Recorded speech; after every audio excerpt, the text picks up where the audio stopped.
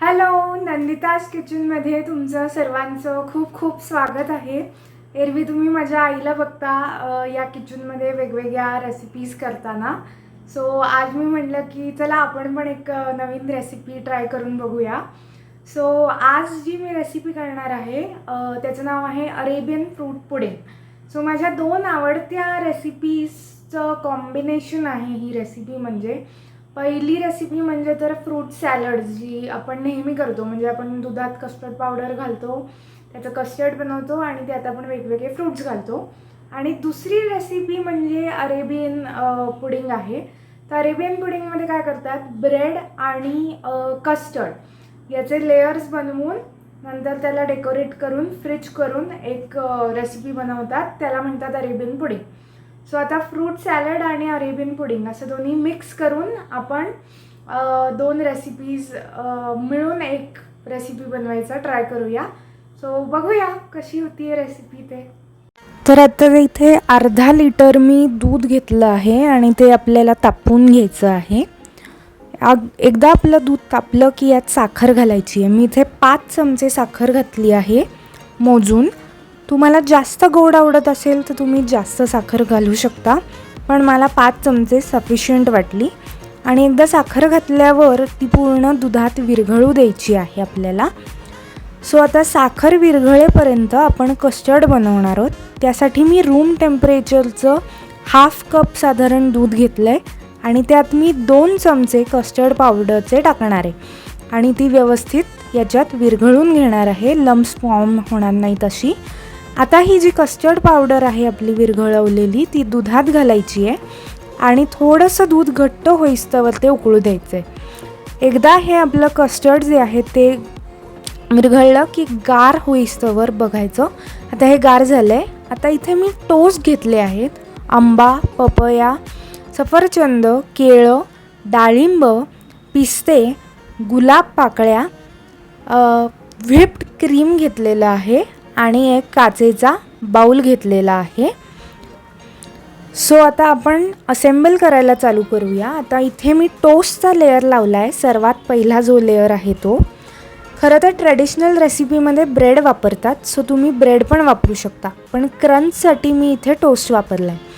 ज्या काही गॅप्स उरतील त्या तुम्ही तुकड्यांनी फिल करून घ्या. आता नेक्स्ट लेअर जो आहे तो आपला कस्टर्डचा लेअर असणार आहे. पूर्ण टोस्ट कवर होतील असं मी कस्टर्ड याच्यावर स्प्रेड करून घेतलं आहे, पूर्ण ते भिजतील असे. आता नेक्स्ट लेअरमध्ये आपण जे जे फ्रूट्स घेतले होते सगळे ते आपण याच्यात एक एक करून घालणार आहोत. साधारण जे फ्रूट सॅलड बरोबर जातात ते तुम्ही वापरू शकता. इथे मी माझ्या आवडीचे फ्रूट्स वापरलेले आहेत. तुमच्या इथे जे फ्रूट्स इझिली अवेलेबल असतील ते तुम्ही यात घाला. सो आता जो नेक्स्ट लेअर आहे तो आपला ऑलमोस्ट कंप्लीट झालेला आहे फ्रूट्सचा. आता नेक्स्ट लेअरमध्ये परत आपण थोडंसं कस्टर्ड घातलं आहे त्या फ्रूट्सवर आणि आता परत एक लेअर देणार आहोत, तो म्हणजे टोस्टचा.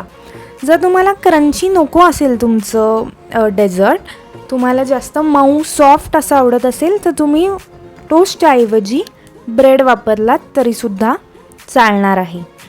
आता नेक्स्ट जो लेअर आहे तो परत आपण कस्टर्डचा देणार आहोत. सगळे टोस्ट तुमचे भिजतील असं व्यवस्थित कस्टर्ड पोर करून घ्या, म्हणजे ते छान अब्झॉर्ब होतं.